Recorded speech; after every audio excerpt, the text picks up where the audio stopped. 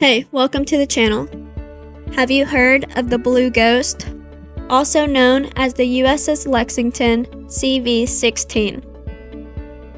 After training manufacturers and the shakedown crews, Lexington joined the 5th Fleet at Pearl Harbor. The 5th Fleet was established April 26, 1944. At this time, it was Central Pacific Force. During World War II, the carrier participated in nearly every major operation in the Pacific theater and spent a total of 21 months in combat. Her planes destroyed 372 enemy aircraft in the air and 475 more on the ground. She sank or destroyed 300,000 tons of enemy cargo and damaged an additional 600,000 tons. The ship's guns shot down 15 planes and assisted in downing 5 more. In this video, we are visiting the museum of the USS Lexington.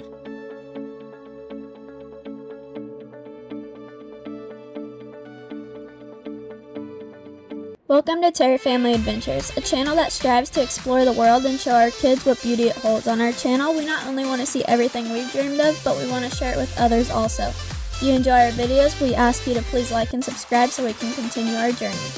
Heading to the USS Lexington. The USS Lexington CV-16, a World War II era aircraft carrier, is now a museum ship, the USS Lexington Museum on the Bay, located on North Beach in Corpus Christi, Texas.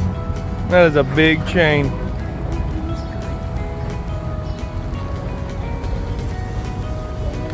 You can visit the USS Lexington from 9 a.m. to 5 p.m. In summer months, 9 a.m. to 6 p.m.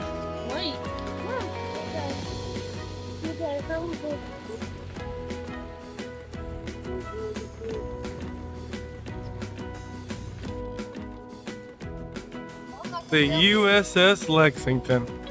Admissions to the USS Lexington Museum on the Bay is $20.95 for adults 18 and up. Seniors 60 and up is $17.95. Military is $15.95. Youth 13 to 17 is $17.95. Children 4 to 12 is $14.95. Children 3 and under are free, with $5 for parking. This ship was in a lot of battles or actions.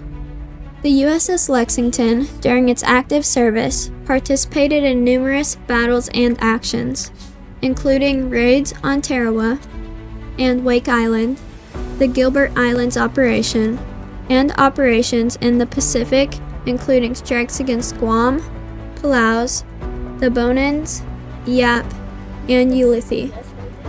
It also participated in the Battle of the Coral Sea,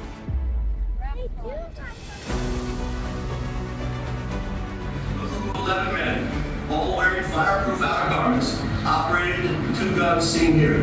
That included the mount captain, the pointer, and the trainer, all working in sitting position. Each man was attended by a projectile man, a powder man, a hot case man, and a gun captain. These 4 men performed their duties in a crowded, standing position in line near their guns loading tray. The entire gun mount endured an uncomfortable and dangerous environment. In addition to hearing machinery and gun noises, the ship pitched and rolled, the mount rapidly rotating left and right, and the guns quickly changing elevation. The air was thick with the acrid odor of burnt black gunpowder and oily mist from the hydraulic powdered machinery, which made the gun deck slippery. Grave injuries resulted if anyone slipped or fell on or under one of the guns. Should either the projectile man, powder man, or hot case man suffer a mishap, the entire mount crew was at risk of an explosive fiery death. Even so, they were highly disciplined and trained warriors who could load and fire the guns every 3 to 4 seconds, 15 to 20 rounds per minute during battle action lasting several minutes. Imagine, if you will, you're a 17 or 18-year-old sailor reporting for duty on board Lexington. Your assignment, the 5-inch gun mount. Sounds exciting, then all hell breaks loose.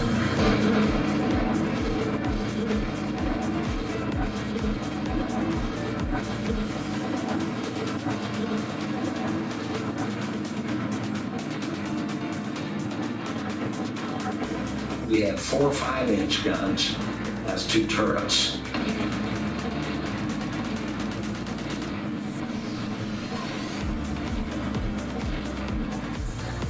Lexington, specifically, it supported the armies landing at Hollandia, flew against Guam, Palaus, the Bonans, Yap, and Ulithi, and was hit by a kamikaze attack, but returned to action swiftly. The Lexington also participated in strikes on Formosa and Okinawa, and was involved in the first carrier-launched airstrikes on the Japanese home islands since the Doolittle raid.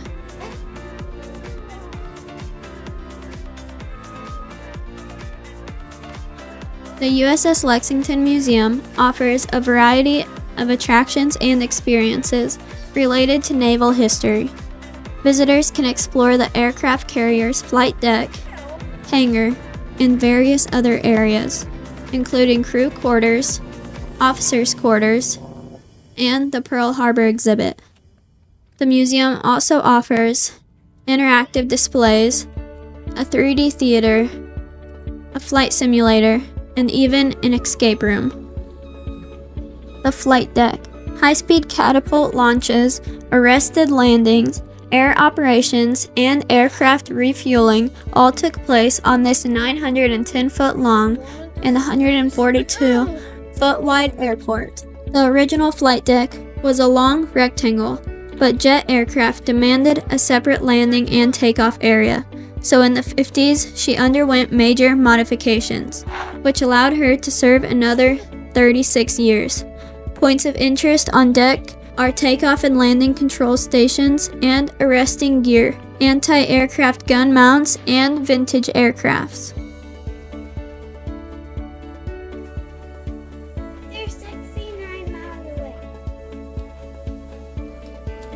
Visitors are encouraged to plan for 2 to 3 hours to make the most of their self-guided tour and experience all the various areas of the ship, including the living quarters.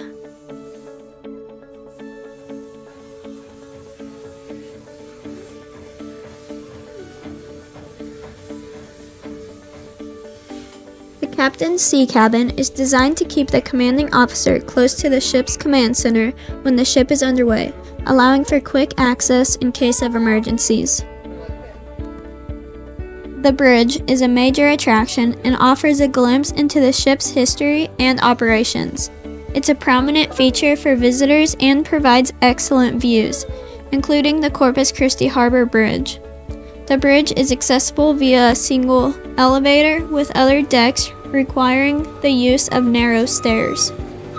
The bridge is a key part of the ship's history and operations, offering insights into how the ship was commanded and navigated. Foc'sle, a forward upper deck area that extends to the bow. The Foc'sle tour begins at the starboard side of the hangar deck towards the bow, the front of the ship. The Foc'sle is the area of the ship where the equipment to raise and lower the anchors is located. Anchoring was a complex maneuver performed by bosun mates who operated and maintained the equipment. The anchoring process was precisely coordinated between the bridge and the Foc'sle. In addition to this equipment, the Foc'sle area is now used for various exhibits. The Foc'sle tour on the USS Lexington features the ship's anchor machinery and the multimedia Pearl Harbor exhibit. The Foc'sle is located on the upper deck. The exhibit includes a film about the attack on Pearl Harbor, graphics, and the sound system with transducers. The exhibit also features a display about the making of the 2001 film Pearl Harbor, which was filmed on the USS Lexington. The room with bunk beds and lockers is called a berthing compartment. These compartments were used to house the ship's crew and participants in overnight adventures or educational programs. Lexington CV-2 was sunk at the Battle of the Coral Sea, and the decks you now stand upon were named in her honor. Japan's Imperial Fleet as it sailed through the Coral Sea. thereby thwarting the invasion of Port Moresby and preserving the safety of Northern Australia. The CV-2 was a pioneer in her role as one of the first aircraft carriers of the U.S. Navy and established world speed records, supplied the city of Tacoma, Washington with emergency power, and she led the search for Amelia Earhart. The USS Lexington CV-16 was named in honor of the Battle of Lexington during the American Revolutionary War. Originally, the ship was named Cabot, but while under construction, it was renamed Lexington to commemorate the recently sunk USS Lexington CV-2, which was also named after the same historical battle. This made the USS Lexington CV-16 the sixth U.S. Navy ship to bear the name. Gallery Deck Tour. Just below the flight deck is the Combat Information Center, CIC, which collected and evaluated all information on the status of USS Lexington, other friendly ships, and enemy forces. The CIC directed the ship's performance in close coordination with the Air Operations Center, AirOps, and the Carrier Air Traffic Control Center next door. The gallery deck of the USS Lexington offers a glimpse into the ship's command and administrative areas. You'll find the captain's cabin, the Combat Information Center, a library, ready rooms, and the CVE-CVL exhibit.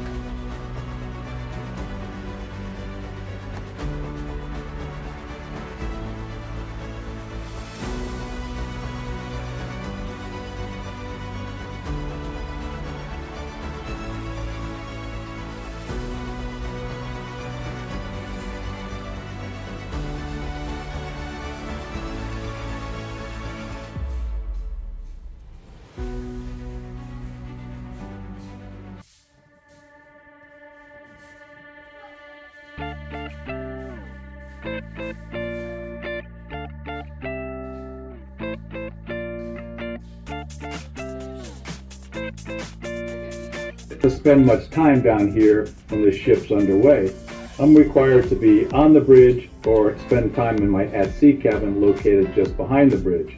My responsibilities don't go away whether I'm eating or sleeping, so as such I may be required to get on the bridge on a moment's notice. And for my at-sea cabin, I can be in the captain's chair in less than 2 minutes. You can see my at-sea cabin if you take Route 1 to the flight deck and then proceed to the navigation bridge. Dinner. As you can see from the place settings, we are getting ready to eat. I would ask.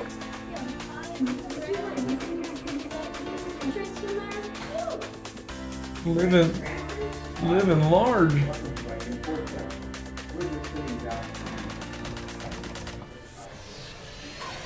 Alright, we have to have a meeting.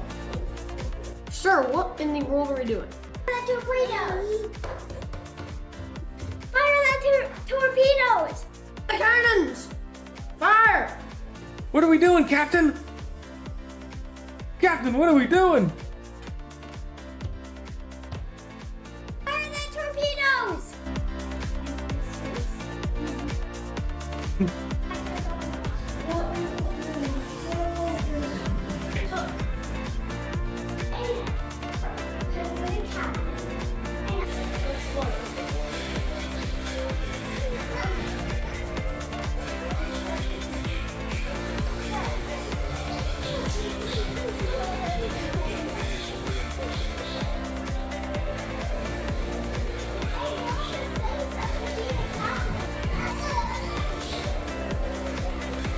So in 1943, the gold and the white.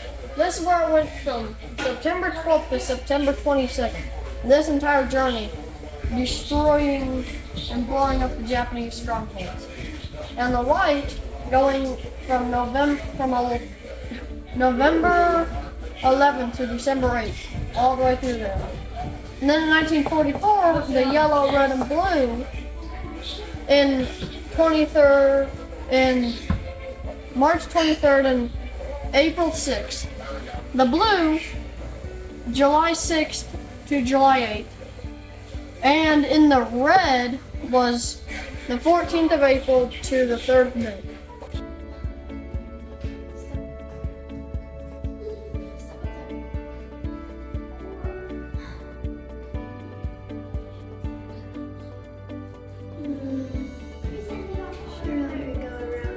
To the VB-19 Ready Room exhibit. This compartment has been restored to create the wartime atmosphere present in 1944. The purpose of the Ready Room on an aircraft carrier was multifunctional. This compartment would act as a staging area where pilots would stand by after being briefed concerning a mission's objective or to be debriefed after a mission was flown. This was also the pilot's battle station. Many hours of waiting took place in this compartment, sometimes only to have the mission scrubbed due to weather conditions or any number of operational situations. This time was passed by playing cards and conversing about home. This Ready Room was made possible with donations of artifacts and information from members of VB-19. That is all.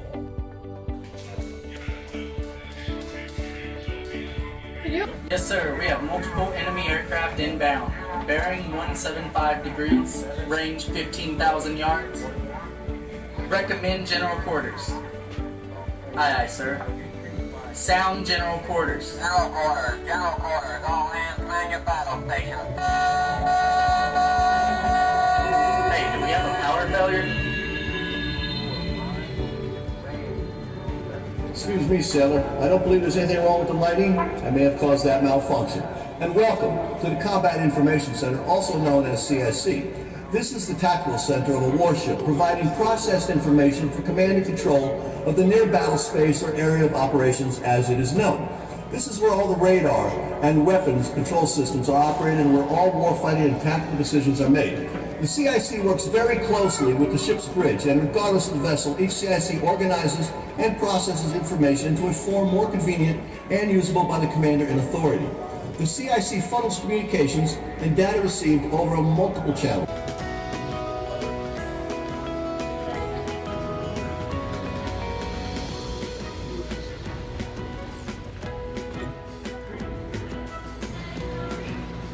Lower Decks Tour. USS Lexington was powered by one of the most efficient and dependable propulsion systems ever installed on a U.S. warship. The power plant consists of 4 turbine engines fired by 8 boilers that created 150,000 horsepower and a top speed of 33 knots. Also on this route, see how the up to 3,000 crew members live during months at sea.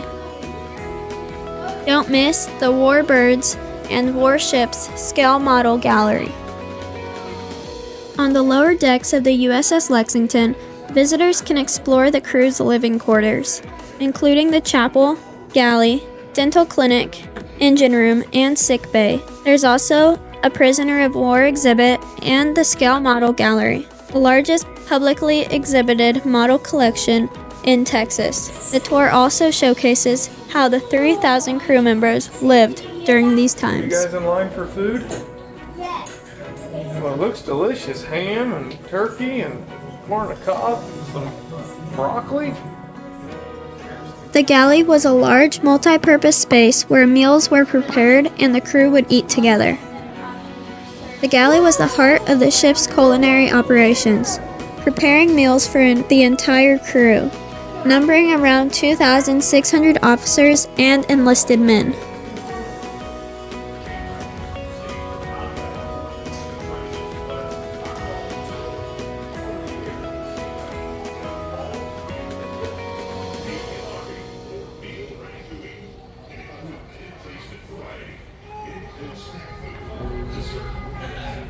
Performed over 12,000 dental procedures a year with up to 35 patients a day.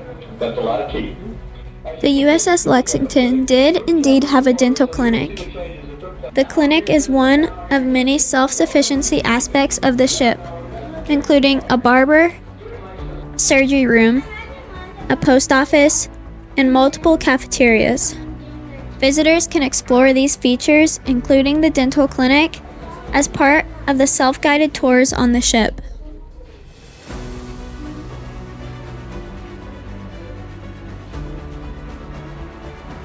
The USS Lexington is a must-visit ship because it's a fascinating piece of American naval history, offering a unique and immersive experience for visitors. As the longest-serving Essex-class aircraft carrier of World War II, the ship's history is rich with stories of heroism and sacrifice. Visitors can explore the ship's extensive exhibits, including aircraft, virtual battle stations, and a mega theater, providing a comprehensive look at the ship's role in naval aviation and defense.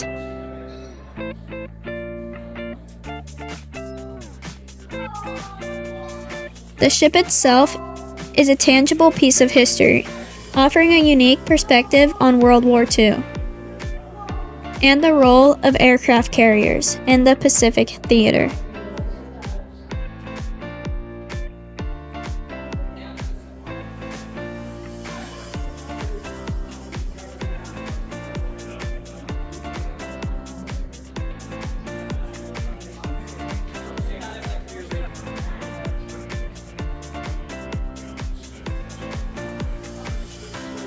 The USS Lexington offers interactive exhibits that allow visitors to explore the engine room and learn about its machinery in a hands-on way.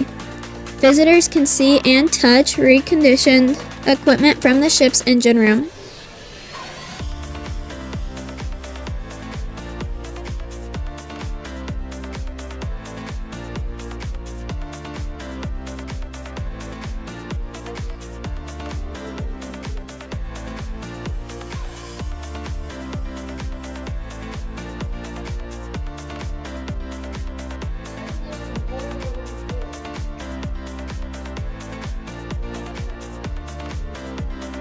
Lovers of warbirds, warships, and the story they portray will be amazed by the Warbirds and Warships Scale Model Gallery.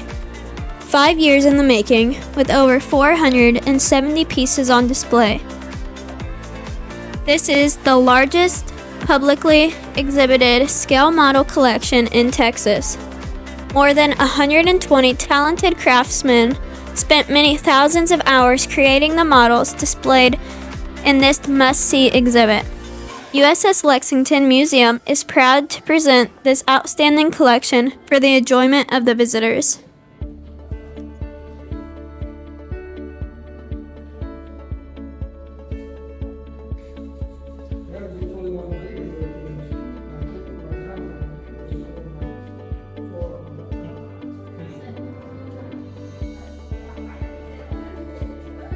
The sick bay, a term also known as sick berth, was a designated area for the ship's hospital. It served as a place where sick or injured crew members could receive medical care and rest. Isolated from the rest of the ship's crew, the sick bay on the USS Lexington included areas for examination, treatment, and recovery, often with beds and privacy where necessary.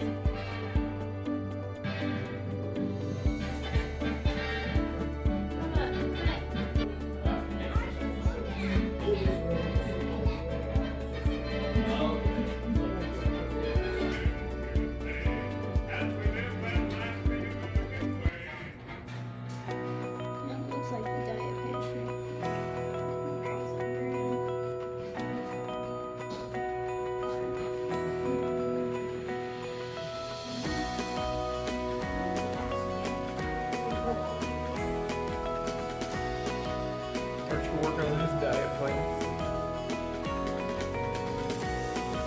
The USS Lexington CV-16, also known as the Blue Ghost, earned its nickname due to its legendary World War II history and the impact it had on the Japanese, who reported the ship sunk multiple times, only for it to return to combat. According to the USS Lexington Museum and Authentic Texas, the Japanese propagandist Tokyo Rose is credited with giving the ship this nickname, which reflects her ghostly, elusive nature and devastating strikes against the Japanese.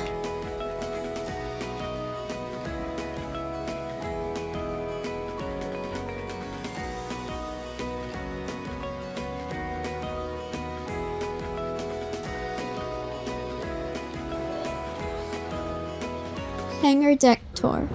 During war times, this deck stored as many as 60 aircraft. Maintenance, refueling, and rearming of these aircraft took place here. Unchanged in size since World War II, the hangar deck measures 654 feet by 70 feet, is 17.5 feet high, and covers 40,000 square feet. The deck is divided into 3 bays that could be sealed off by electrically operated fire doors. Each bay contains its own conflagration station for station damage control.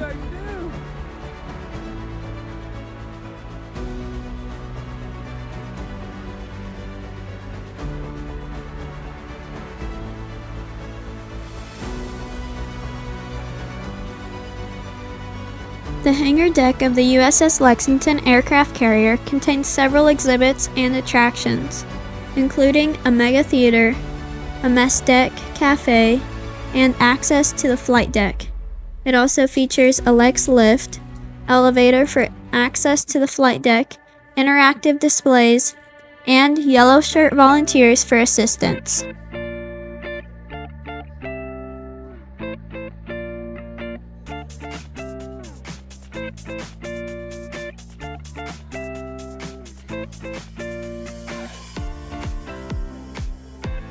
If you are in the Corpus Christi area, this is a must-visit place, offering learning with fun, hands-on experiences, food, a 3D mega theater for a real feel experience of aircraft war, the option for special tours such as ghost, paranormal investigation, hard hat, and flight operation tours, and so much more.